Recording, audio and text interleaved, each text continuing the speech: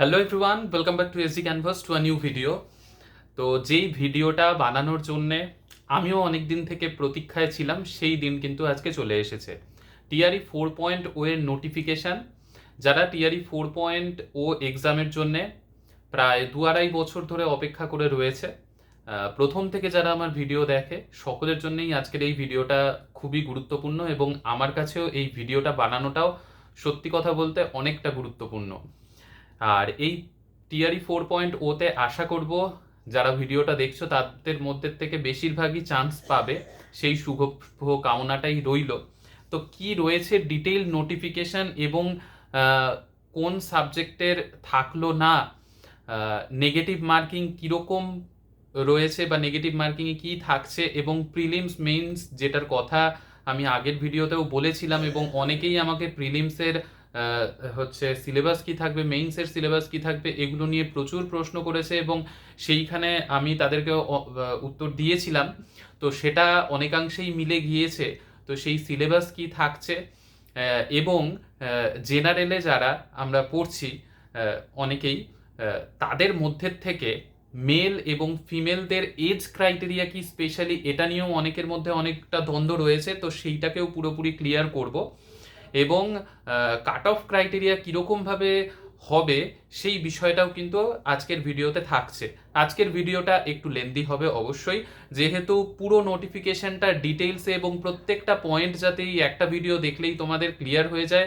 আর প্রথম থেকে যারা এই চ্যানেলের সাথে যুক্ত, এবং নতুনও যারা এই চ্যানেলের সাথে এখন যুক্ত হবে, আশা করব যে সকলেই খুব ভালোভাবে প্রিপারেশন নিয়ে, অনেকের মধ্যে অনেক রকম নেগেটিভিটি মাঝখানে এসেছে। আমাকেও অনেকে বলেছো যে দাদা আদৌ আসছে না, এগুলো বেকার। তো যাই হোক, কোনো কিছুই বেকার নয়, জীবনের প্রত্যেকটা মুহূর্তে কিছু না কিছু তো অবশ্যই ইম্পর্টেন্স রাখে এবং নিয়ে আসে। তো যাই হোক, আজকের নোটিফিকেশানে কি রয়েছে সেইখানে চলে যাই। প্রথমে দেখো, টিআরই 4.0 এর নোটিফিকেশানের নাম্বার হচ্ছে 14/2026, ঠিক আছে? টিআরই 1, টিআরই 2, টিআরই 3 প্রত্যেকটারই এরকম নাম্বার থাকে। তো এটার নাম্বার এটা, এবং আজকে মানে 18th অগাস্ট এটা রিলিজ হয়েছে। এখানে যদি আমরা প্রথমে নোটিফিকেশনের দেখি, প্রথমেই রয়েছে 1 to 5, ঠিক আছে? ক্লাস 1 to 5 এর টিচার্সদের জন্য টোটাল সিট সংখ্যা হচ্ছে 3847, ঠিক আছে? ক্লাস 1 to 5 এর সিট। এবং নেক্সট হচ্ছে 6 to 8 এর জন্য 8563। ডিটেইলড নোটিফিকেশান মানে নোটিফিকেশানের পিডিএফটা আমি টেলিগ্রামেও শেয়ার করব, টেলিগ্রামের লিঙ্ক নিচে ডেসক্রিপশানে দেয়া থাকবে, এবং হোয়াটসঅ্যাপ নাম্বার তো ডেসক্রিপশানে রয়েইছে। তোমরা যারা প্রথম থেকে যুক্ত অনেকেই জানো, নতুন যারা জানো না তাদের জন্য আবারও বলে দিলাম। এবং সব থেকে বেশি সংখ্যক সিট, যেটা আগেও বলা ছিল 11-12-এ, কিন্তু রয়েছে। আচ্ছা, নেক্সট হচ্ছে 9 to 10। 9-10-এ 3877 এতগুলো সিট রয়েছে।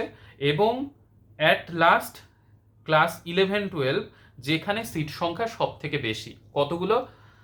16,101, 16,101টা সিট রয়েছে কিন্তু ক্লাস 11-12-এর জন্য। এবার যদি আমরা এইখানে ক্লাস 1 to 5 থেকে স্টার্ট করি, ক্লাস 1 to 5-এ তো 3টে পার্ট রয়েছে। একটা হচ্ছে সামান্যা, সেকেন্ডটা হচ্ছে উর্দু, আর থার্ডটা হচ্ছে বাংলা, ঠিক আছে? তো এইখানে পদ সংখ্যাগুলো দেয়া রয়েছে। বাংলায় সিট সংখ্যা একটু কম রয়েছে ক্লাস 1 to 5-এর, জেনারেলের যেটা বললাম। এবং 6 to 8-এ যদি চলে আসি, সেইখানে ম্যাথ অ্যান্ড সায়েন্সের রয়েছে, সোশ্যাল সায়েন্স মানে সামাজিক বিজ্ঞান, তারপরে হিন্দি, তারপরে ইংলিশ, তারপরে সংস্কৃত, তারপরে উর্দু, ঠিক আছে?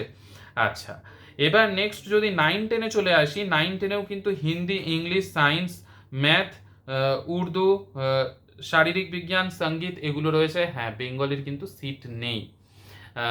এখানে একটা রাস্তা আমি বেঙ্গলির ক্যান্ডিডেটদের জন্য বলতে পারবো, যেটা হচ্ছে যাদের পাশে হচ্ছে হিস্ট্রি এবং তার আনুষঙ্গিক পলিটিক্যাল সায়েন্স বা ইকোনমিক্স এরকম কিছু ছিল, বা জিওগ্রাফি, পলিটিক্যাল সায়েন্স, ইকোনমিক্স কিছু ছিল, তারা এইবারের এস্টেটের ফর্ম ফিল আপ করে কিন্তু তারা 9-10-এ অবশ্যই অ্যাপ্লাই করতে পারবে, এবং 9-10-এর সিট সংখ্যা রয়েছে।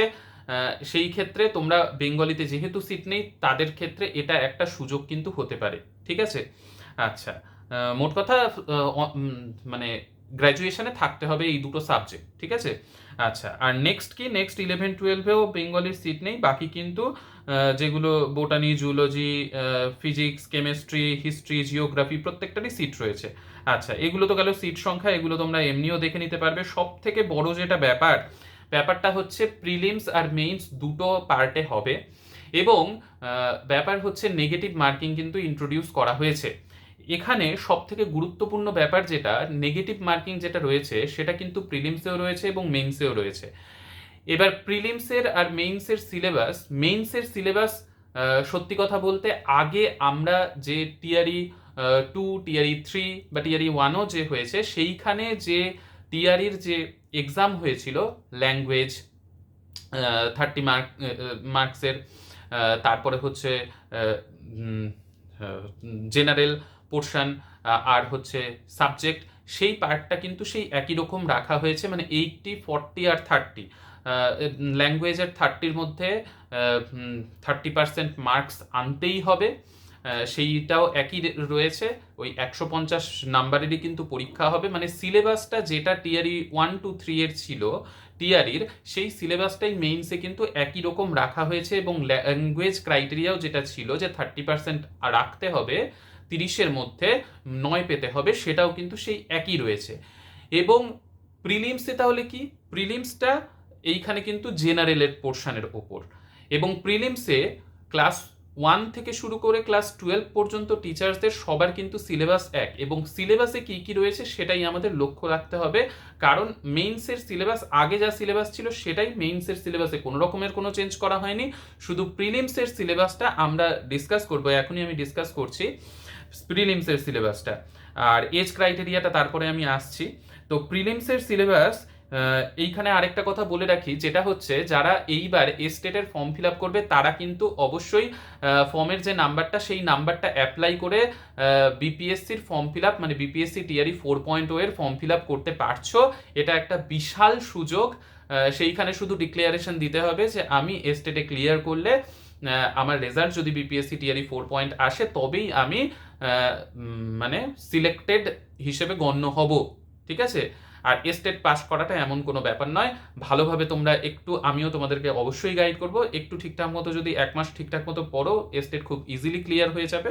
তো এটা কিন্তু এস্টেট ক্যান্ডিডেটদের জন্য, নতুন যারা এস্টেট দেবে তাদের জন্য একটা সুখবর। আচ্ছা, এবার প্রিলিমসের যেটা প্রিলিমসের সিলেবাসে যদি আমরা চলে আসি, প্রিলিমসের সিলেবাসটা কি রয়েছে। প্রিলিমসের সিলেবাসটায় এইখানে আমি তোমাদের টেলিগ্রামে শুধু সিলেবাসটুকুর জায়গাটাও মেনশন করে দেবো। দেখো, এইখানে প্রিলিমসের সিলেবাসে রয়েছে সামান্য বিজ্ঞান মানে জেনারেল সায়েন্স, সেকেন্ড রয়েছে রাষ্ট্রীয় তথা अंतर्राष्ट्रीय महत्व की समसामयिक घटनाएं মানে কারেন্ট অ্যাফেয়ার্স যেটাকে আমরা বলি, সেই কারেন্ট অ্যাফেয়ার্স। তারপর হচ্ছে ভারত কা ইতিহাস তথা বিহার কে ইতিহাস কি প্রমুখ বিশেষতায়। আমি যেমনটা অনেকবারই তোমাদেরকে বলেছি ভিডিওতে, যে বিহারের এসসিআরটির যে হিস্ট্রি বই সেইখান থেকে কোন কোন পার্টগুলো পড়তে হবে, আর এইটা যেহেতু জেনারেল সেইখানে কিন্তু 6 থেকে 10 অবধি বিহারের এসসিআরটির যে জেনারেল হচ্ছে পোর্শন রয়েছে এসএসটির সোশ্যাল সায়েন্সের, সেইখান থেকে সেই বই থেকে যদি পড়ো পুরো কমন পেয়ে যাবে।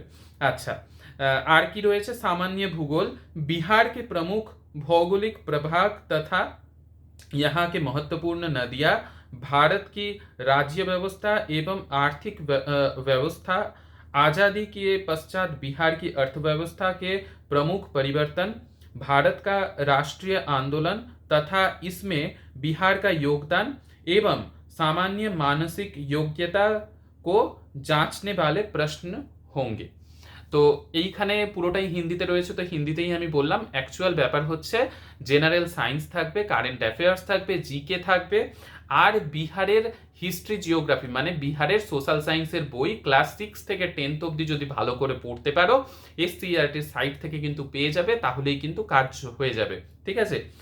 সেটাও বলে দিলাম তোমাদেরকে কি পড়তে হবে। এই জেনারেল বিহারের নদ নদী, বিহারের হচ্ছে প্রকৃতি, বিহারের জলবায়ু, বিহারের কৃষিকাজ, এই বিহারের সম্পর্কে যে টপিকগুলো রয়েছে এগুলো কিন্তু বইতে ডিটেলসে রয়েছে আর খুব ভালোভাবে লেখা রয়েছে। 6 থেকে 10 অবধি বইটা যদি কভার করতে পারো এবং তার জিস্ট যদি কভার করতে পারো এনাফ। এস্টেট ক্লিয়ার করার, এই এস্টেট বলছি সরি, প্রিলিমস ক্লিয়ার করার জন্য, ঠিক আছে। আচ্ছা, তা বাদে ইকোনমিক্স রয়েছে, পলিটিক্যাল সায়েন্স রয়েছে, আর হচ্ছে ইকোনমিক্স পলিটিক্যাল সায়েন্স বাদ দিয়ে রয়েছে যেটা এইখানে বলেছে সামান্য মানসিক যোগ্যতা। তো এইটা হচ্ছে অ্যাকচুয়ালি কি বলতো, রিজনিং টাইপের কোয়েশ্চেন্স থাকবে কিছু কিছু, তো সেই রিজনিং টাইপের কোয়েশ্চেন্সগুলোকে বলা হয়েছে। তো এটা হচ্ছে কিন্তু প্রিলিমসের টোটাল সিলেবাস। তো প্রিলিমসের টোটাল সিলেবাসটা আশা করি বুঝে গেছো। আর মেইনসের সিলেবাস বলার কিছু নেই, মেইনসের সিলেবাস সেই একই রয়েছে, টিআরই 1, 2, 3-তে যা ছিল সেটাই, এবং নাম্বারও কিন্তু তাই রয়েছে। আর 150 মার্কসের হচ্ছে এক্সাম হবে, যেটা তোমরা নোটিফিকেশনে অলরেডি দেখতে পাবে। নোটিফিকেশনটা তো আমি টেলিগ্রামে দিয়েই দেবো, বললামই। তো ব্যাপার কি দাঁড়ালো, 150 মার্কসের কিন্তু এক্সাম হচ্ছে, এবং এইখানে সিটের যারা অ্যাপিয়ারিং তাদেরকে কিন্তু কোনো চান্স দেওয়া হবে না। এবার নেক্সট আসি এজ ক্রাইটেরিয়া। এজ ক্রাইটেরিয়ায় একটা ধাক্কা অনেকে খাবে, কারণ অনেকে আমাকে অনেক দিন ধরে অনেক রকমভাবে প্রশ্ন করেছে। সেই জায়গার থেকে আজকে এই নোটিফিকেশনে যেই ব্যাপারটাকে ক্লিয়ার করা হয়েছে, সেই ব্যাপারটা হচ্ছে 1 অগস্ট 2026-কে ধরা হবে ডেডলাইন। 1 অগস্ট 2026-এ যাদের 37 ইয়ার্স ক্রস করে গেছে তারা কিন্তু অ্যাপ্লিকেবল নয়। কাদের জন্য বলছি সেটাও ভালো করে শুনে রাখো, মেল ফিমেল বোথ নয়, শুধুমাত্র মেল ক্যান্ডিডেটদের জন্য এটা এজ ক্রাইটেরিয়া। কি, যে 1 অগস্ট 2026-এ যেই মেল ক্যান্ডিডেটদের 37 ইয়ার্স ক্রস করে যাচ্ছে, 37 ইয়ার্স 1 ডেও যদি হয় তাহলেও সে অ্যাপ্লিকেবল নয়।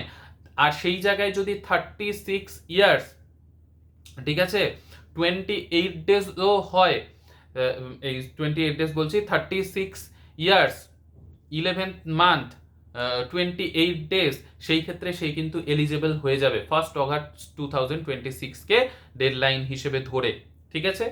এবার ফিমেল ক্যান্ডিডেটদের কত, খুব পরিষ্কারভাবে শুনে রাখো, ফিমেল ক্যান্ডিডেটদের জন্য কিন্তু বিপিএসসি টিআরই 4.0-তে এজ ক্রাইটেরিয়া হচ্ছে 40, জেনারেলদের জন্যই কিন্তু বলছি। আশা করি এই জায়গার থেকে ব্যাপারটা পুরোপুরি ক্লিয়ার হয়ে গেল। এজ ক্রাইটেরিয়া এইখানে অনেকের হয়তো এজটা পার হয়ে যাচ্ছে, সেটা আমি বুঝতে পারছি, কিন্তু এইখানে নোটিফিকেশনে কিন্তু সেটাই মেনশন করা রয়েছে, ঠিক আছে। আচ্ছা, এবার বাকি কি রইল, বাকি হচ্ছে 11-12 বা বাকি যে ক্লাসের টিচারদের সাবজেক্ট ক্রাইটেরিয়া, সেই সাবজেক্ট ক্রাইটেরিয়া কিন্তু একই রকম রয়েছে। যদি সাবজেক্ট ক্রাইটেরিয়া বুঝতে অসুবিধা হয় কমেন্ট সেকশনে জানিও, আমি তোমাদেরকে নেক্সট ভিডিওতে অবশ্যই বলে দেবো। এমনিতেই এই ভিডিওটা একটু লেন্দি হবে, আরও তার জন্য এই ভিডিওতে রাখছি না সেই ব্যাপারটা। আরও কয়েকটা বিষয় যেটা আমার বলে দেওয়া খুবই দরকার, সেটা হচ্ছে এই এক্সাম প্যাটার্নে কিন্তু এমসিকিউ বেসড যে এক্সাম হবে, এমসিকিউ বেসড এক্সামে 5টা অপশন থাকবে। কটা? 5টা option, A B C D E, ঠিক আছে। এই 5টা অপশন যে থাকবে, এইবারকার রুল ওয়াইজ নেগেটিভ মার্কিং থাকছে, এবং অ্যাটেম্পট না করলেও নেগেটিভ মার্কিং, এবং অ্যাটেম্পট করে ভুল হলেও নেগেটিভ মার্কিং। এই জায়গাটা কিন্তু খুব পরিষ্কার হওয়া উচিত। অ্যাটেম্পট করে না করলে নেগেটিভ মার্কিং মানে কি, এখানে ই অপশন বলে যে অপশনটা লাস্ট অপশন থাকবে, সেই অপশনটাতে যদি তুমি দাগ দাও, তার মানে তুমি কোয়েশ্চেনটা অ্যাটেম্পট করতে চাইছো না, মানে কোয়েশ্চেনটার উত্তর তোমার জানা নেই, সেই হিসেবে তুমি অ্যাটেম্পট করতে চাইছো না, কিন্তু তুমি ইটাতে গোল করছো। সেটা তোমাকে ইন্ডিকেট করা হচ্ছে যে তুমি কোয়েশ্চেনটাকে স্কিপ করোনি, কোয়েশ্চেনটা তুমি পারবে না, তোমার জানা নেই, তার জন্য তুমি ই অপশনটাতে গোল করছো, ঠিক আছে, ওএমআর। কিন্তু যদি তুমি পারছো না বলে কোনো অপশানেই, মানে ABCD E এর মধ্যে কোনোটাতেই গোল না করো, তাহলে তোমার ধরা হবে যে আনঅ্যাটেম্পটেড কোয়েশ্চেন, তুমি কোয়েশ্চেনটাকে অ্যাটেম্পট করোনি, কোয়েশ্চেনটাকে তুমি স্কিপ করে গেছো। আর স্কিপের জন্যও কিন্তু নেগেটিভ মার্কিং থাকবে। বোঝা গেল? বোঝাতে পারলাম? যদি এইখানে কোনো রকম ডাউট থাকে অবশ্যই কমেন্ট সেকশনে জানিও। তাহলে কি দাঁড়ালো, তোমাকে ABCD E এর মধ্যে তোমার জানা থাকলে তো তুমি সেটা মার্ক করলে হয়েই গেল, আর কোনো ঝামেলা নেই, ঝামেলা চুকে গেল। যদি তুমি জানা থাকে মার্ক করলে, জানা না থাকলে তুমি স্কিপ করতে পারবে না, তাহলে তোমাকে ই অপশনটাকে গোল করতে হবে ওএমআরে। বোঝা গেল? আশা করি বুঝতে পেরে গেছো। আচ্ছা, এবার নেক্সট হচ্ছে রয়েছে জেনারেল ক্যান্ডিডেট যারা আদার স্টেট থেকে পরীক্ষা দেবে, তাদের 150 মার্কসের মধ্যে 40% কিন্তু থাকতে হবে। হ্যাঁ, আরেকটা কথা, এই প্রিলিমস এক্সামে পাস করাবে সেটা কি হিসেবে, মানে কতজনকে কোয়ালিফাই, আর প্রিলিমসের মার্কস কিন্তু মেইনসে কোনো রকমভাবে অ্যাড হবে না। তো প্রিলিমসে কত মানে টোটাল যে স্টুডেন্ট এক্সাম দেবে, টোটাল যে ক্যান্ডিডেট, স্টুডেন্ট বলা ভুল হবে, টোটাল ক্যান্ডিডেট যতজন এক্সাম হবে সবাই এখন টিচার হতে যাচ্ছে। তো যতজন এক্সাম দেবে তার মধ্যে থেকে 2.5 গুণ টাকা হতে পারে বা 10 গুণ টাকা হতে পারে, 2.5 গুণ থেকে 10 গুণের মধ্যে। এটা কিরকম, যেই সাবজেক্টে কম ভ্যাকেন্সি রয়েছে সেইখানে 10 গুণ টাকা হবে, যেই সাবজেক্টে বেশি ভ্যাকেন্সি রয়েছে সেইখানে 2.5 গুণ টাকা হবে। এইরকম ভাবে কিন্তু করা হবে, 2.5 থেকে 10 গুণের মধ্যে। আশা করি বোঝা গেল এই ব্যাপারটাও। তাহলে এইভাবে প্রিলিমসে ক্যান্ডিডেটকে 2.5 গুণ থেকে 10 গুণের মধ্যে ডাকা হবে মেইনসের জন্য, এবং মেইনসের সিলেবাস যেমনটা বললাম একই থাকছে, আগের যে সিলেবাস ছিল সেটাই, যেরকমভাবে তোমাদের এতদিন প্রিপারেশন নিতে বলেছি সেই মেইনসের সিলেবাস ওটাই থাকছে, শুধু প্রিলিমসটা নতুন অ্যাড হলো। এবং প্রিলিমসের সিলেবাসটা আমি আরও ডিটেলসে অন্য ভিডিওতে ডিসকাস করব। এখন যেহেতু এটা নোটিফিকেশন নিয়ে ডিসকাস করছি তাই যতটা পারলাম আমি ডিসকাস করলাম, বাকি আরও ভিডিওতে আমি তোমাদেরকে ডিটেলসে সব কিছু জানাবো এবং কিভাবে এক্সামটা তোমাদের সহজে ক্র্যাক করা যায়, যেহেতু সেই প্রথম থেকে তোমাদের সাথে রয়েছি। নতুন আরও অনেকে আশা করি অ্যাড হবে, তো তাদের সকলকে যতটা সম্ভব আমার হাতে যতটুকু থাকবে ততটুকু হেল্প করার তো অবশ্যই চেষ্টা করব। আর বাকি কি রয়েছে, আর বাকি সেরকম কিচ্ছু নেই। বাকি আনরিজার্ভডের মধ্যেই আদার স্টেটের সকল ক্যান্ডিডেটরাই থাকবে। বাকি কিন্তু এইখানে দেখতে পারবে যে আমাদের এক্সাম কবে হবে সেটা কিন্তু আপাতত বলা নেই, তবে এখানে অনলাइन आवेदन पत्र भरने से संबंधित तिथि एवं अन्य निर्देश এটা কিন্তু দেয়া রয়েছে নিচের দিকে, পেজ নাম্বার 20-তে দেখতে পাবে। সেইখানে দেখবে যে 1 নম্বর পয়েন্টে লেখা আছে ভুগতান प्रारंभ करने की तिथि, ভুগতান प्रारंभ करने की तिथि কবে, 1 অগস্ট থেকে। তাহলে কি, সরি ভুল বললাম, 1 সেপ্টেম্বর থেকে, ঠিক আছে। 31 অগস্ট পর্যন্ত চলবে এস্টেটের ফর্ম ফিল আপ, এবং অগস্ট শেষ হওয়ার পরের দিন থেকেই সেপ্টেম্বর থেকে কিন্তু স্টার্ট হয়ে যাচ্ছে। আচ্ছা, ভুগতান কি অন্তিম তিথি 29 সেপ্টেম্বর, মানে সেপ্টেম্বর মাসটা।